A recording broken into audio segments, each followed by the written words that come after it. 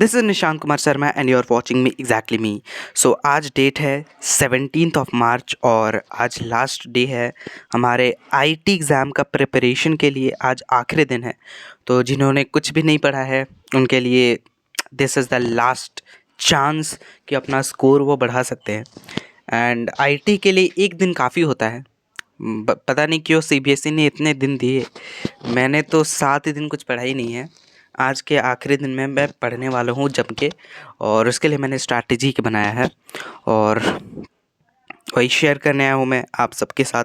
तो the thing is, अगर आपने फॉलो किया होगा मुझे फ्रॉम द बिगिनिंग और आप मेरे वीडियोस देख रहे होंगे, तो मैंने इससे प्रीवियस वाले वीडियो में अपना मैथ्स एग्ज़ाम का रिव्यू शेयर किया था कि how was my maths exam.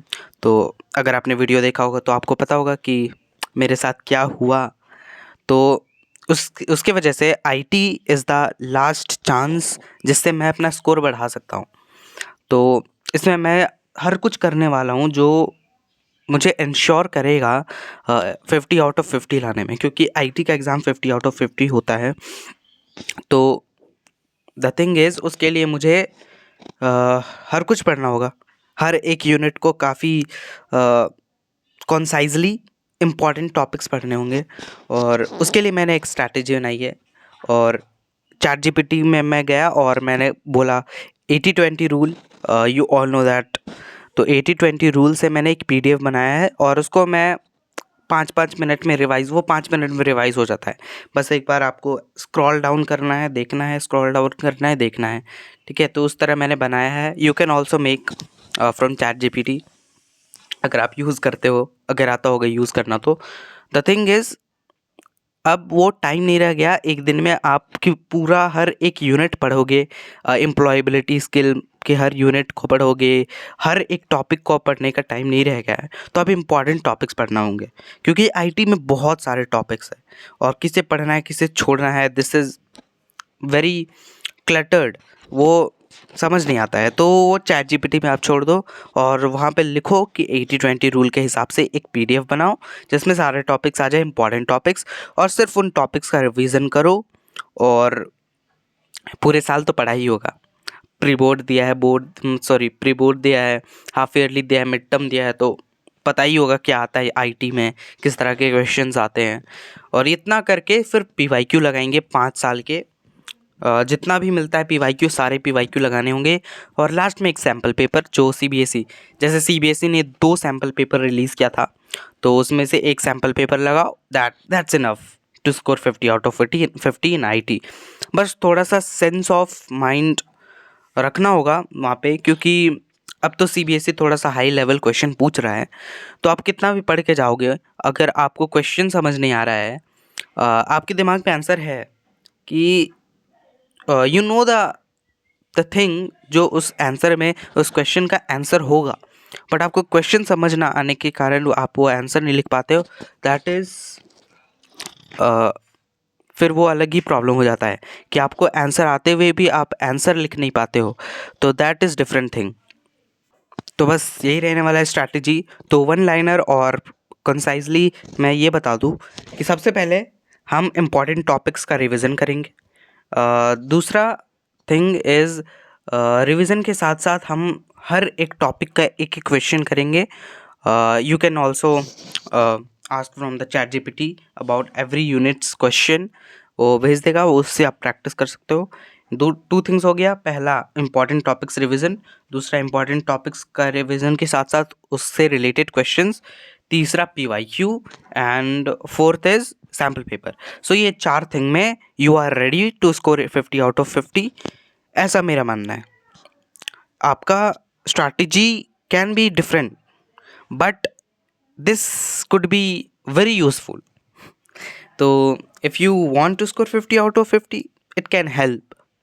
I am not guarantee, मैं नहीं दे रहा हूँ कि ये 50 आउट ऑफ 50 ले आएगा, बट मैं खुद पे गारंटी नहीं दे सकता हूँ कि मैं भी 50 आउट ऑफ 50 ले आ पाऊँगा या नहीं ले पाऊँगा।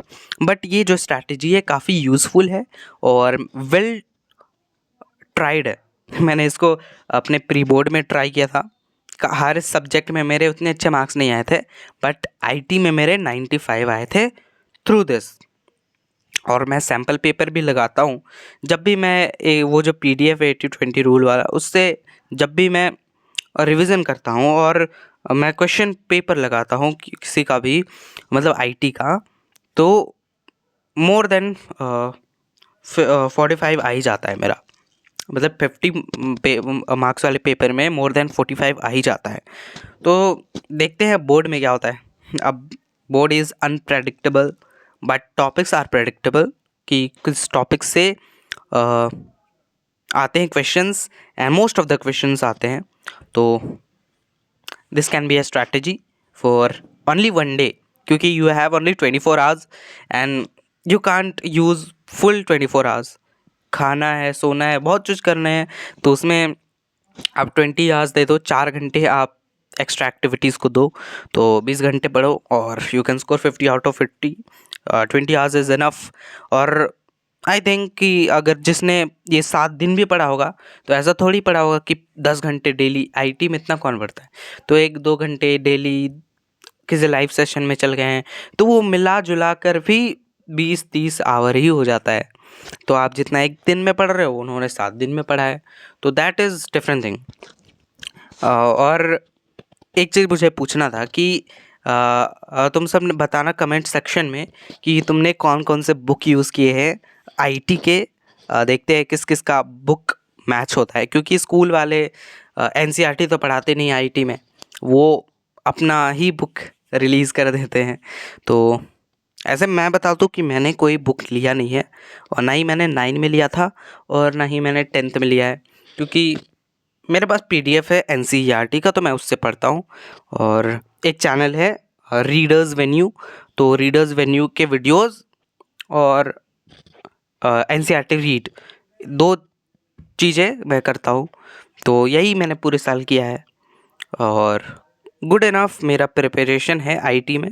बस रिवीजन करना है, रिवीजन इज़ द की। आप कितना पूरे साल पढ़ते हो that is different thing, but अगर आप रिवीजन नहीं करते हो तो फिर you can't score good. So that's the video। that's अगर आप यहाँ तक पहुँच गए हो और वीडियो अच्छा लगा, स्ट्रैटेजी अच्छा लगा एंड टिप अच्छा लगा, even I am not a topper but IT में अच्छे खासे मार्क्स आ जाते हैं।